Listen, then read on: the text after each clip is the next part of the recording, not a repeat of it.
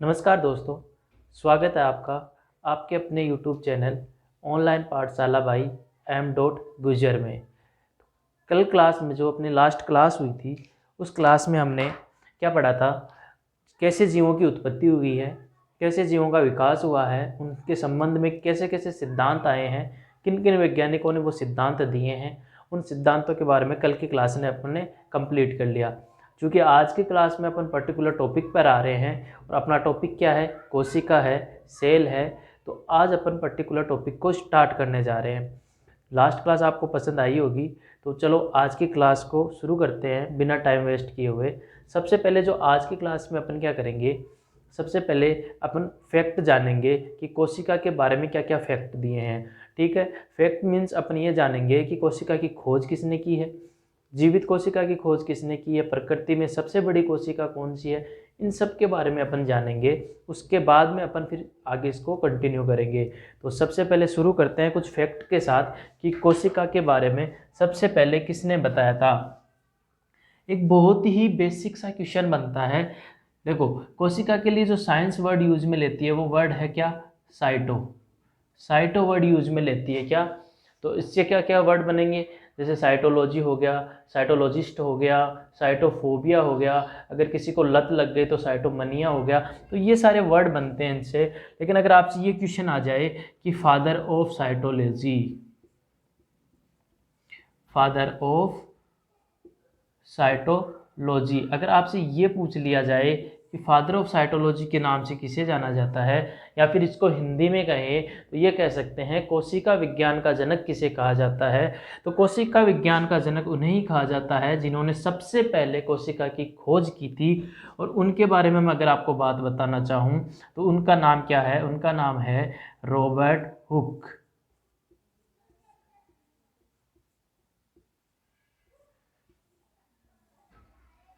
Robert Hooke को इसके लिए जाना जाता है, फादर ऑफ साइटोलॉजी के लिए रॉबर्ट हुक को जाना जाता है। इन्होंने ही सबसे पहले कोशिका के बारे में जानकारी दी थी। यानी कोशिका की खोज का श्रेय अगर आपसे पूछ लिया जाए तो खोज का श्रेय भी रॉबर्ट हुक को ही जाता है। ठीक है, तो अब बात आती है कि इन्होंने कैसी कोशिका की खोज की थी। तो इन्होंने जिस कोशिका की खोज की थी वो मृत कोशिका थी। मृत कोशिका की इन्होंने खोज की थी सबसे पहले। और मृत कोशिका की जो खोज इन्होंने की थी वो इन्होंने की थी कॉर्क में या फिर इसे बोलते हैं सुबेरिन के टुकड़े में।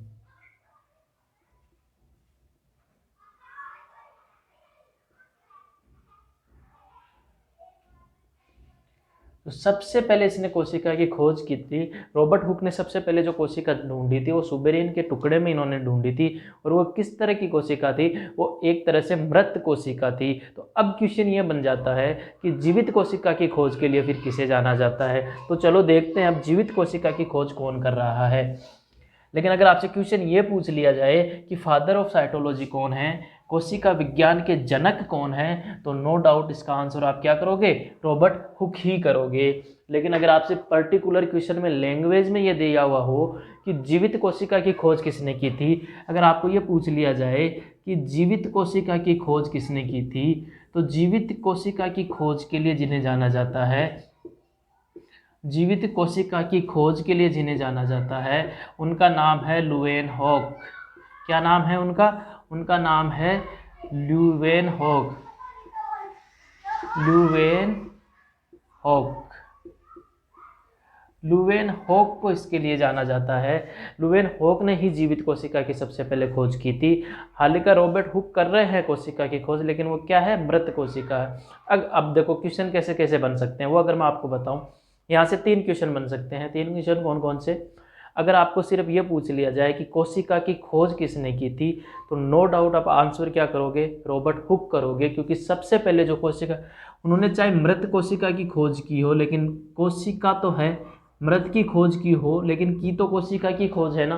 तो कोशिका की अगर उन्होंने खोज की है, तो अगर क्वेश्चन में जीवित मृत कुछ भी नहीं लिखा हुआ है और सिर्फ पूछा है कोशिका की खोज किसने की थी, तो इसका आंसर होगा रॉबर्ट हुक।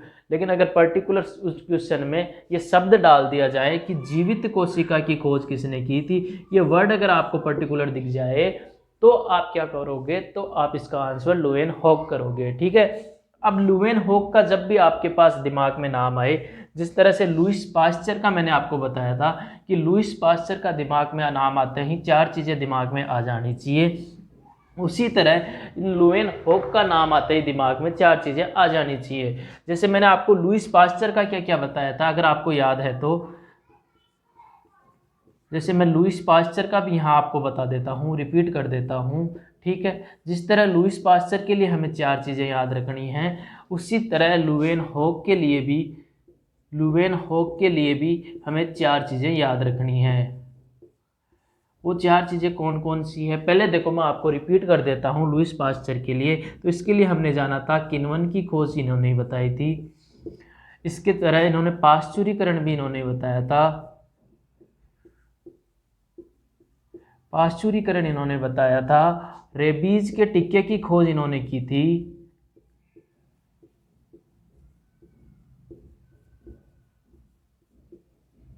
और इसके अलावा रोगों का रोगाणु सिद्धांत इन्होंने दिया था।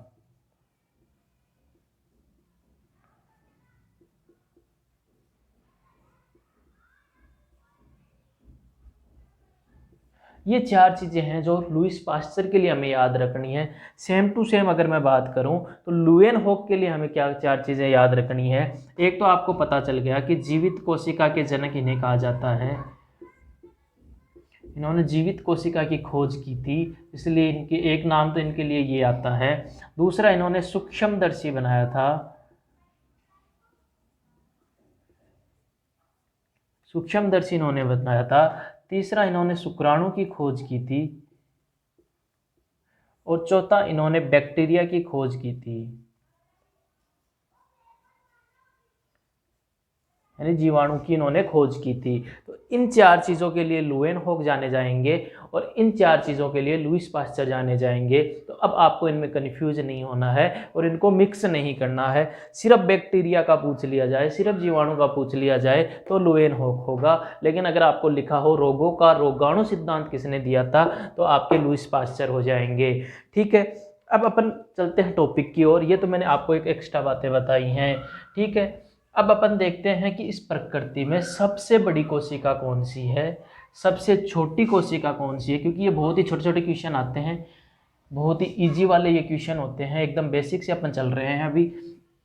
तो वो क्वेश्चन कौन कौन से अगर मैं आपको बता देता हूँ तो देखो, अपन कोशिका की बात कर रहे हैं, तो कोशिका की बात कर रहे हैं तो कोशिका पे देखो ये क्वेश्चन है नॉर्मल छोटे छोटे, वो मैं आपको बता देता हूँ। देखो, सबसे पहले तो अपन बात करेंगे इस नेचर में, इस प्रकृति में, इस प्रकृति में अपन देखेंगे क्या क्या।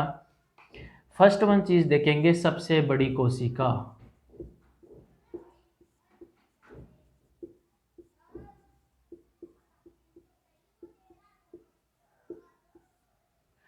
दूसरी इसमें देखेंगे सबसे लंबी कोशिका, और तीसरी अपन इसमें देखेंगे सबसे छोटी कोशिका। ये बात अपन कर रहे हैं किसकी, प्रकृति की, नेचर में पाए जाने वाली कोशिकाओं की। यहाँ से बहुत ही बेसिक क्वेश्चन बनते हैं। तो सबसे जो बड़ी कोशिका है वो है शुतुरमुर्ग का अंडा, इसको शुतुरमुर्ग का आप चाहे तो अंडा कह सकते हो, और अगर ये ना हो तो यहाँ पे आपको अंडाणु लिखा हुआ भी मिल जाएगा। तो कंफ्यूज नहीं होना है, बात एक ही है, ठीक है। और अगर मैं आपको बताऊं तो इसकी साइज़ कितनी है, तो इसकी साइज़ है 16 से 17 सेंटीमीटर, ये इसका व्यास होता है, डाया होता है। तो ये प्रकृति में पाई जाने वाली सभी कोशिकाओं में सबसे बड़ी जो कोशिका होती है वो शुतुरमुर्ग का अंडा होता है, ठीक है। अब अगर अपन बात करें सबसे लंबी की, तो इसके लिए जिसका नाम आता है वो है रेमिंग तंतु। ये फैक्ट हैं, इन्हें आपको याद ही रखना है, यहाँ से डायरेक्ट क्वेश्चन बनते हैं, ठीक है। अगर बात करें सबसे छोटी की, तो सबसे छोटी के अंदर नाम आता है माइकोप्लाज्मा। ये सबसे छोटी कोशिका है, माइकोप्लाज्मा को प्रकृति में पाई जाने वाली सबसे छोटी कोशिकाओं में कंसीडर किया जाता है। इसके अलावा इसके लिए एक बेसिक चीज़ मैं एक्स्ट्रा में अगर आपको बताना चाहूँ, इसको पादप जगत का जोकर भी कहते हैं।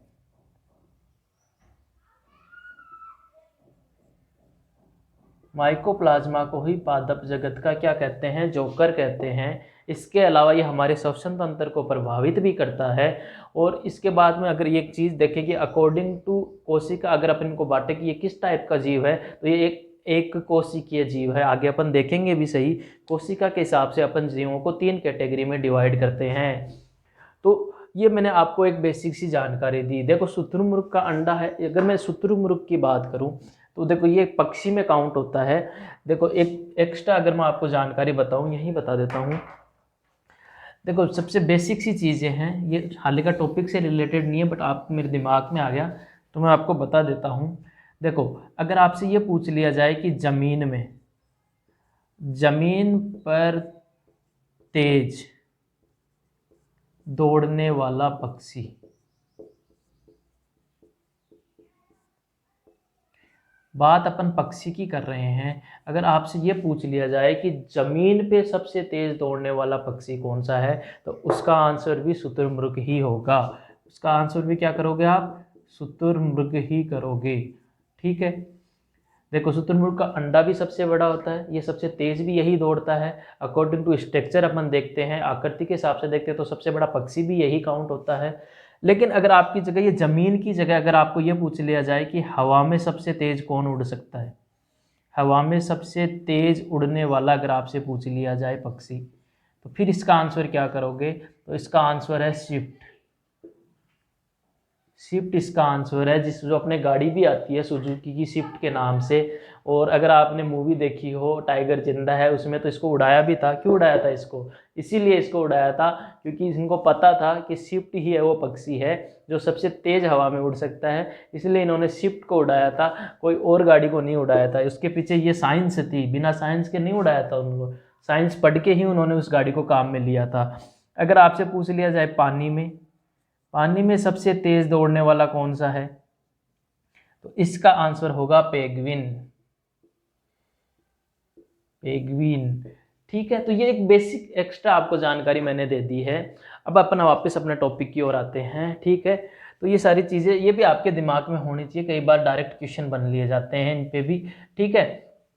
चलो अपन ने प्रकृति के लिए तो देख लिया, अब अपन अपनी बॉडी की बात कर लेते हैं, अपने शरीर की बात कर लेते हैं।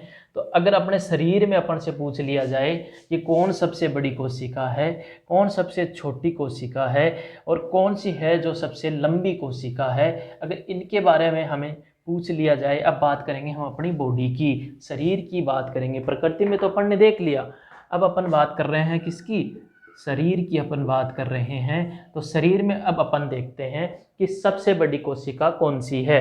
जिस तरह से प्रकृति में सबसे बड़ी शुतुरमुर्ग का अंडा है, उसी तरह हमारे शरीर में भी जो सबसे बड़ी है वो अंडाणु है।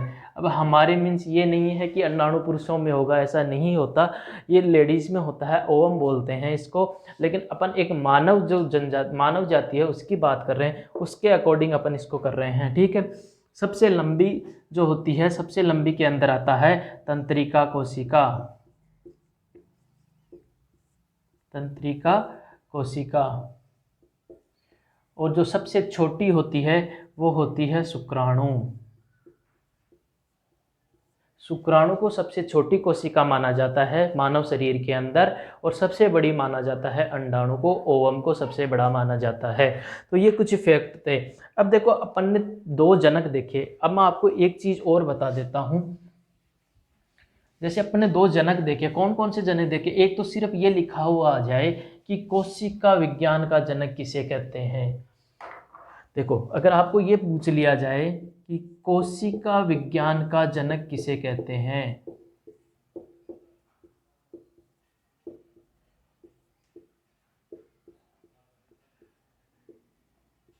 दूसरा आपसे ये पूछ लिया जाए जीवित कोशिका विज्ञान का जनक किसे कहते हैं, और तीसरा आपसे ये पूछ लिया जाए भारतीय कोशिका विज्ञान का जनक।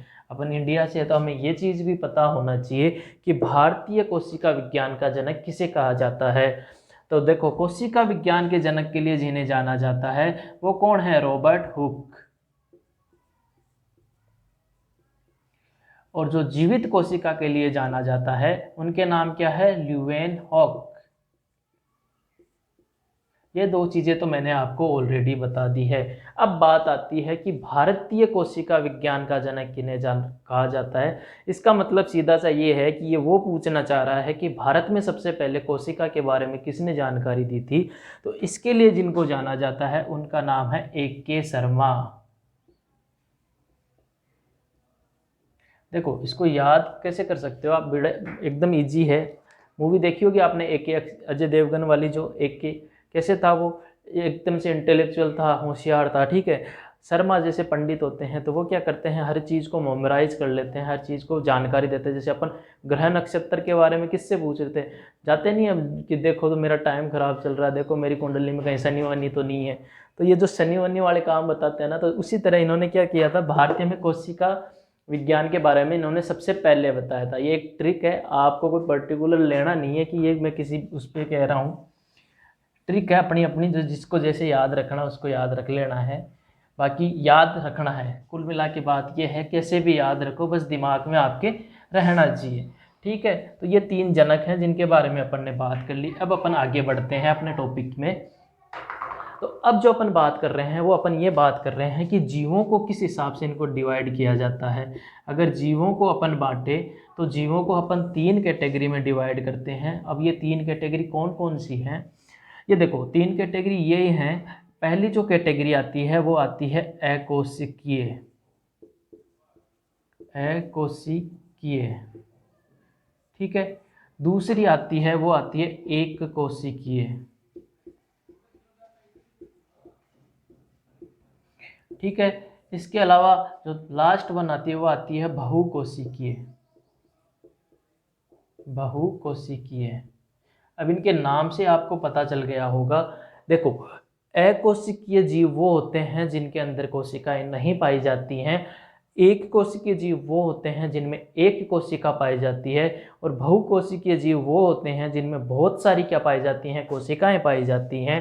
अब देखिए अकोशिका, अब इसमें कोशिका नहीं है तो इसकी स्ट्रक्चर कैसी है, यह दिमाग में आता होगा।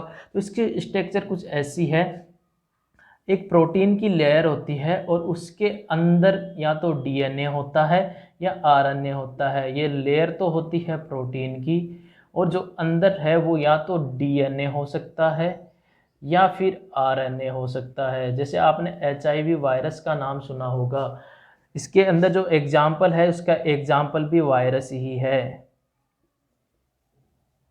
तो आपने HIV वायरस का नाम सुना होगा, उसको सबसे घातक बताया जाता है। क्यों बताया जाता है, जो उसकी स्ट्रक्चर है वो स्ट्रक्चर कुछ ऐसी है, उसके प्रोटीन की लेयर है, उसके अंदर पर्टिकुलर RNA है, ठीक है।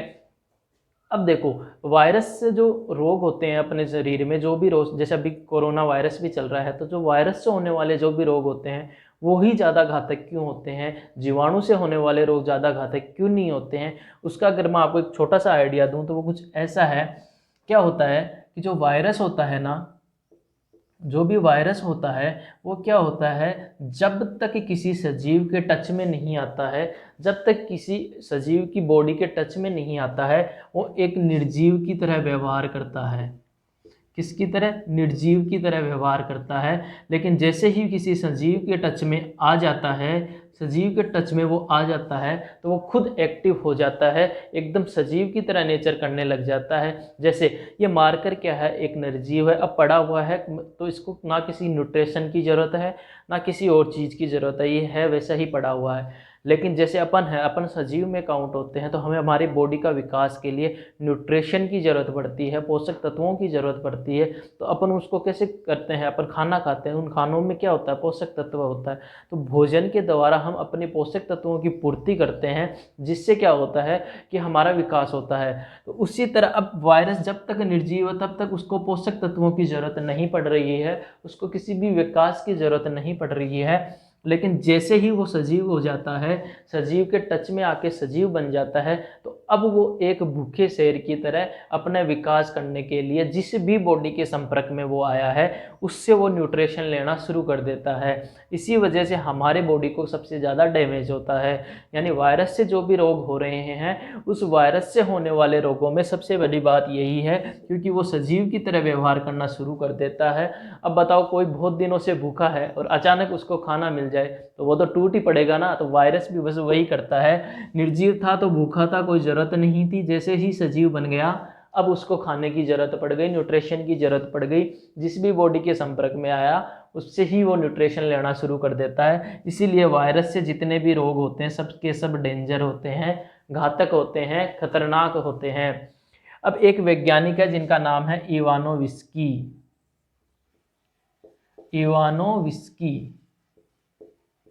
अब इसकी ये हरकतें देखकर, वायरस की ये हरकतें देखकर इवानोविस्की ने बोला था, क्या बोला कि इसको योजक कड़ी बताया है। योजक कड़ी क्या होती है? सबसे पहले अगर हम ये देखें कि ये योजक कड़ी क्या होती है, योजक कड़ी वो होती है जो दो चीज़ों को जोड़ के रखती है। अब जैसे इसको क्या बोला, वायरस को निर्जीव और सजीव के बीच क्या बताया, योजक कड़ी बताया है इवानोविस्की ने। ये इवानोविस्की वैज्ञानिक कह रहे हैं कि वायरस होता है जो निर्जीव और सजीव को जोड़े रखता है। जोड़े हुए ही तो है, पहले क्या था, निर्जीव था, फिर सजीव की तरह एक्टिव किया, आपस में कनेक्ट कर दिया मतलब एक योजक कड़ी बना ली। तो इसी को बता रहे हैं कौन, इवानोविस्की इसी के बारे में कह रहे हैं। अब अपन चलते एक कोशिकीय जीव की तरफ। एक कोशिकीय जीव में हमें यह तो पता चल गया कि एक कोशिकीय जीव वही होते हैं जिनमें एक ही कोशिका पाई जाती है। ऐसे कौन कौन से जीव, अगर मैं आपको एग्जांपल दूं तो उसमें है अमीबा है, आपके बैक्टीरिया हैं, आपके माइकोप्लाज्मा है। अब इस माइकोप्लाज्मा का नाम मैंने ऑलरेडी पहले ले दिया है तो आप समझ गए होंगे। माइकोप्लाज्मा जो क्या है, सबसे छोटी इकाई है, सबसे छोटी कोशिका है प्रकृति में पाई जाने वाली, वही माइकोप्लाज्मा एक कोशिकीय जीव है। यानी उसमें सिर्फ है ही एक ही कोशिका और वो भी सबसे छोटी कोशिका है। बहुकोशिकीय जीव के बारे में मुझे बताने की ज़रूरत नहीं है, आप सबको पता है, इसके अंदर कंप्लीट एनिमल्स आते हैं। हम क्या हैं, हम एनिमल्स में काउंट होते हैं, तो हमारी जो बॉडी है वो क्या है, बहुकोशिकीय है।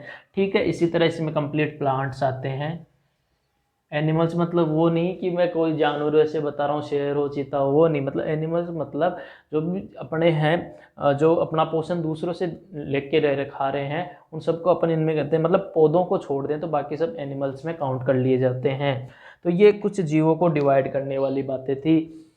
अब अपन आगे बढ़ते हैं अपने टॉपिक की ओर। यहाँ तक मुझे लग रहा है आपको समझ में आ गया होगा। ठीक है, तो अब अपन आगे बढ़ते हैं अपने टॉपिक की ओर। अब अपना जो टॉपिक और आगे निकलते हैं अपन, फैक्ट अपन ने जान लिए हैं कि क्या क्या फैक्ट थे। अब अपन इसको और आगे लेके चलते हैं। अब दो वैज्ञानिक हुए हैं जिन्होंने अपनी बातें कही हैं। कौन कौन है, देखो, एक है स्लीडन एवं स्वान। दो वैज्ञानिक तो ये हैं, एक है रुडोल्फ विर्चोव। अब ये दो वैज्ञानिक भी कोशिका के बारे में अपने कथन देते हैं। उन कथन को हमें याद रखना है।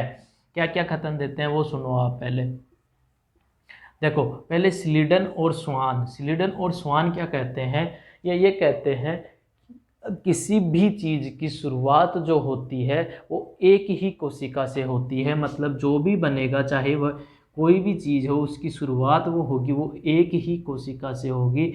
यानी जब वो अपना शुरुआत करेगा, जो भी अपने इनिशियल फेज में होगा, तो वो एक कोशिका के साथ होगा। इसके बाद ही उसके आगे, यानी जो स्टार्टिंग पॉइंट है वो हमेशा एक कोशिका होती है। और रुडोल्फ विर्चो क्या कह रहे हैं, रुडोल्फ विर्चो इनकी बात को थोड़ा सा आगे लेके जा रहे हैं। कैसे, इन्होंने कहा कि किसी भी जीव की शुरुआत हमेशा एक कोशिका से होती है। अब रुडोल्फ विर्चो ये कह रहे हैं कि जो भी नई कोशिका बनती है, जो भी नई कोशिका का निर्माण होता है, नई कोशिका जो भी बनेगी वो हमेशा पूर्ववर्ती, जो भी पहले से है,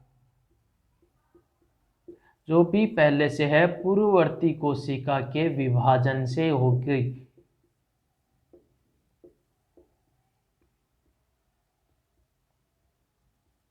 यानी जो भी अब नई कोशिका बन रही है वो जो भी पहले वाली कोशिका है उसके विभाजन से ही नई कोशिका का निर्माण होता है।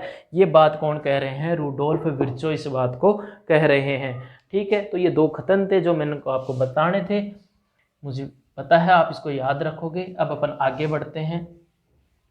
अब देखो अपन बात करते हैं कोशिका की कि कोशिका में आखिर हमें पढ़ना क्या क्या है। सबसे पहले तो अपन ये देख लेते हैं।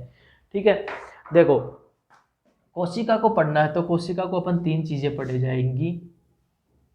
देखो कौन कौन सी चीज? पहली चीज आएगी इसमें सेल वॉल, जिसको अपन कोशिका भित्ति कहते हैं। दूसरी जो चीज़ है वो है सेल मेम्ब्रेन, जिसको अपन क्या कहते हैं? कोशिका झिल्ली कहते हैं। ठीक है, इसके अलावा फिर आता है प्रोटोप्लाज्मा, साइटोप्लाज्मा।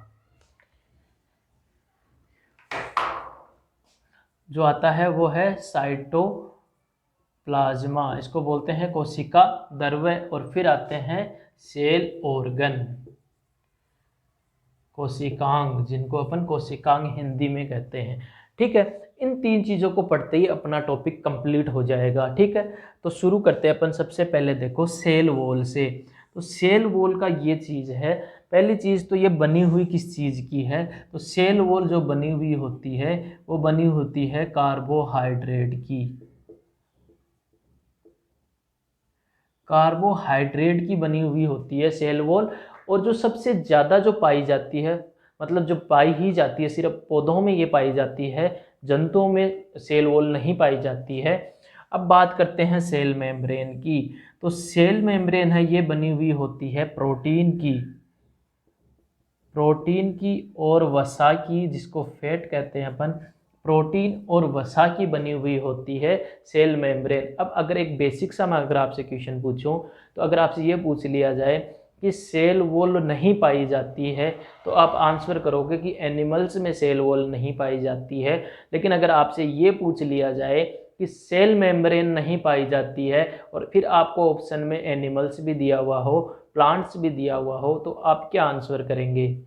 अगर थोड़ा सा भी गौर किया है तो हमें आपको ये चीज़ समझ में आ रही होगी कि सिर्फ और सिर्फ सेल वॉल है जो पौधों में पाई जाती है। बाकी अगर सेल मेम्ब्रेन का आपसे पूछ लिया जाए तो सेल मेम्ब्रेन दोनों में पाया जाता है, ये पौधों में भी पाई जाती है और ये एनिमल्स जानवरों में भी पाई जाती है। ठीक है, इसीलिए इसे क्या कहते हैं? इसको चयनात्मक झिल्ली भी कहते हैं। इसको चयनात्मक झिल्ली भी कहा जाता है, इसको संरचनात्मक झिल्ली भी कहा जाता है।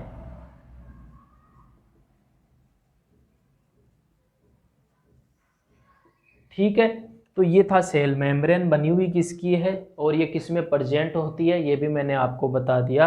अपन बात करते हैं साइटोप्लाज्मा की। साइटोप्लाज्मा क्या होता है? ना तो ये लिक्विड फॉर्म होती है, ना ही ये सॉलिड फॉर्म होती है। मतलब ना तो ये तरल है, ना तो ये तरल है और ना ही ये गाढ़ा है। गाढ़ा समझते हो ना, मतलब एकदम से ठोस फॉर्म में भी नहीं है, एक लिचा सा पदार्थ है। लिचा सा अगर मैं आपको एक एग्जांपल दूं तो आपने जेल देखा होगा, आपने गोंद देखा होगा, वो लिचा सा जैसा पदार्थ होता है, वो ना तो प्योर सॉलिड होता है ना ही प्योर लिक्विड होता है। तो बीच की जो स्टेज होती है वैसा ही होता है साइटोप्लाज्मा, और ये बीच में होता है। अगर ऐसी अपनी कोई सेल है तो देखो, अगर ये सेल है तो ये सेल में दो आवरण, इसका मतलब ये किस में है? पौधों में है। ये सेल वॉल हो जाएगी, ये सेल मेम्ब्रेन हो जाएगी, और इसके अंदर एकदम लिक्विड फॉर्म में जो रहता है, एकदम लिक्विड फॉर्म में रहता है, वो होता है आपका साइटोप्लाज्मा। जो कैसा होता है? एक लिसलिसा सा पदार्थ होता है, जेल टाइप में वो होता है। ठीक है, और अब सेल ऑर्गन तो अपन डिटेल से एक एक पढ़ेंगे, जिसमें देखो कौन कौन से आएंगे। जैसे इसमें केंद्र आएगा, केंद्र का आएगा, इसके अंदर इसमें राइबोसोम आएगा, लाइसोसोम आएगा।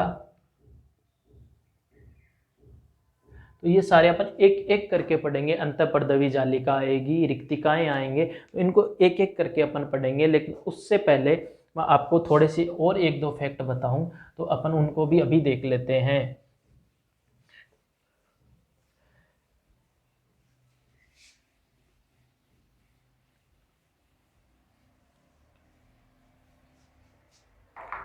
वो फैक्ट क्या क्या है वो अगर मैं आपको बताऊं तो ये हैं कि जो साइटोप्लाज्मा होता है, जो साइटोप्लाज्मा होता है और जो सेल ऑर्गन होते हैं, जो सेल ऑर्गन होते हैं, इनको संयुक्त रूप से जो कहा जाता है वो कहा जाता है प्रोटोप्लाज्मा, और हिंदी में इसको जीव द्रव्य भी कहते हैं। ठीक है, तो प्रोटोप्लाज्मा कहते हैं। अब क्वेश्चन जो बनता है वो ये बनता है कि प्रोटोप्लाज्मा की खोज किसने की थी और इसका नामकरण किसने किया था कि आपको इसको प्रोटोप्लाज्मा बुलाना है। तो खोज के लिए जिन वैज्ञानिकों को जाना जाता है वो नाम है डुजार्डिन। डुजार्डिन ने इसको प्रोटोप्लाज्मा की खोज की थी और जो नामकरण किया था वो किया था पुरकिंजे ने। देखो प्रोटोप्लाज्मा नाम दिया है, प्रोटोप्लाज्मा किसने? पुरकिंजे ने। तो इससे याद रह जाएगा, लिंक हो जाएगा। ठीक है, अब एक बात और बोली जाती है, वो क्या बोली जाती है? वो ये बोली जाती है जो ये प्रोटोप्लाज्मा है, जो जीव द्रव्य है, इस जीव द्रव्य को शरीर के क्या कहा जाता है? भौतिक आधार कहा जाता है। कैसा आधार कहा जाता है? कोशिका का भौतिक आधार कहा जाता है। भौतिक आधार किसको कह रहे हैं? प्रोटोप्लाज्मा को कह रहे हैं। लेकिन कह कौन रहा है वो बहुत इंपॉर्टेंट हो जाता है, जिसके लिए इनको जाना जाता है वो है हेक्सले। ये नाम आपको याद होना चाहिए। हेक्सले हैं जो प्रोटोप्लाज्मा को कोशिका का भौतिक आधार कह रहे हैं, जीव का भौतिक आधार कह रहे हैं। अगर आपसे पूछ लिया जाए कि जीव का रासायनिक आधार क्या है, तो रासायनिक आधार को अगर आपसे पूछ लिया जाए, भौतिक आधार तो आप किसको कहोगे? प्रोटोप्लाज्मा को कहोगे। और रासायनिक आधार आप किसको कहोगे? रासायनिक आधार डीएनए को कहोगे। और ये बात भी कौन कह रहे हैं? हेक्सले कह रहे हैं। इसलिए हेक्सले बहुत ज़्यादा इम्पोर्टेंट हो जाते हैं, इन पे क्वेश्चन बन ही जाता है। भौतिक आधार या फिर आपको रासायनिक आधार तो क्वेश्चन पेपर में मिल ही जाता है, तो ये आपको अच्छी तरह से याद हो जाना चाहिए। तो इस तरह से अपन ने प्रोटोप्लाज्मा को देख लिया। अब अपन अपना जो टॉपिक आगे चलते हैं, अब आते हैं अपने सेल ऑर्गन। अब एक एक सेल ऑर्गन को अपन एक एक करके पढ़ते चलेंगे और उसी के बाद में अपन देखेंगे कि पूरा टॉपिक कैसे अपना कंप्लीट हो जाता है। ना केवल ये कंप्लीट हो रहा है, अगर आपने अच्छे तरीके से ढंग से सुना भी है तो मुझे विश्वास है आपको ये कंटिन्यू याद भी हो रहा है। तो जो अब अपन बात कर रहे हैं सेल ऑर्गन की, कोशिकांग की। सेल ऑर्गन में जो सबसे पहला सेल ऑर्गन आता है वो अपन करते हैं केंद्रक। केंद्रक, न्यूक्लियस जिसको बोला जाता है, लेकिन साइंस इसको न्यूक्लियस नहीं कहती, साइंस इसको कैरियो कहती है। ये आपकी डिक्शनरी में एक नया शब्द आ गया है।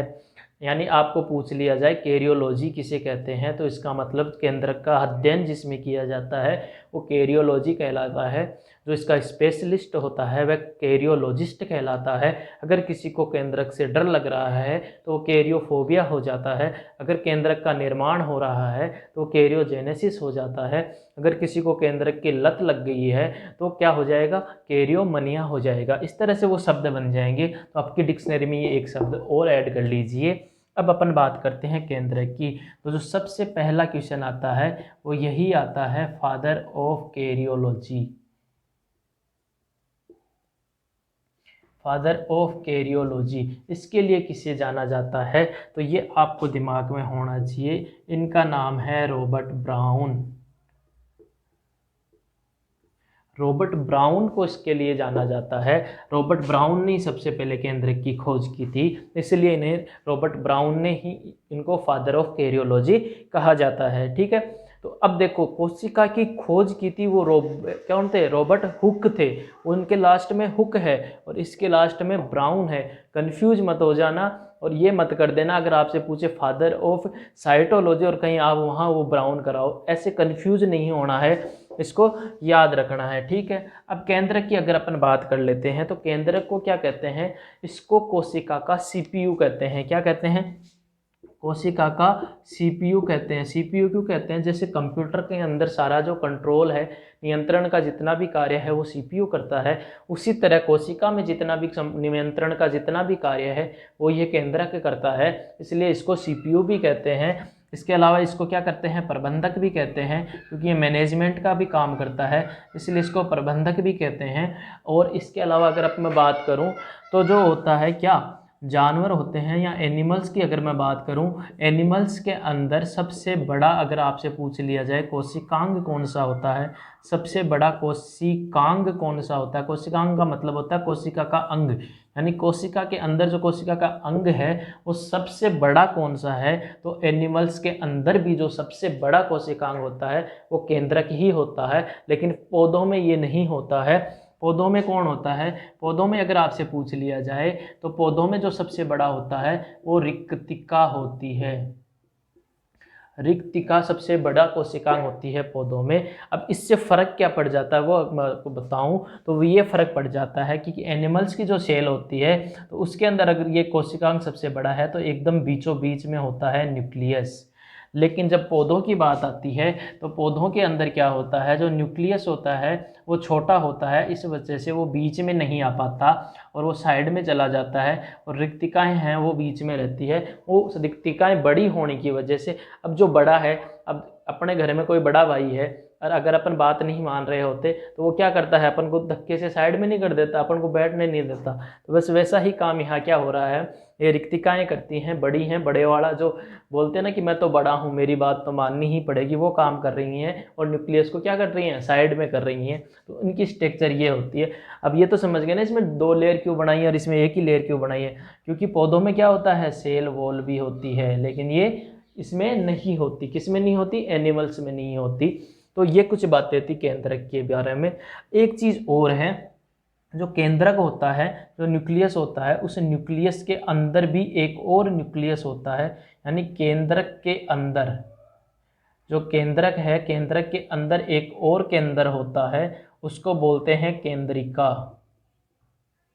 केंद्रिका, उसको केंद्रिका बोलते हैं। और अगर आपसे ये पूछ लिया जाए कि केंद्रिका की खोज किसने की थी, तो उसके लिए जिसको जाना जाता है वो है फोंटानो। फोंटानो ने केंद्रिका की खोज की थी। अब आपको कंफ्यूज नहीं होना है, अगर आपसे पूछ लिया जाए केंद्रक की खोज किसने की थी, तो केंद्रक की खोज के लिए जाना जाता है रॉबर्ट ब्राउन को। लेकिन अगर आपसे पूछ लिया जाए केंद्रक की जगह केंद्रिका लिखा हुआ है, केंद्रिका के लिए फोंटानो को जाना जाता है। तो आज की क्लास में मुझे लगता है टाइम बहुत ज़्यादा हो गया है, तो आज की क्लास में इतना ही। कल अपन इसके और बाकी अंग को पढ़ेंगे।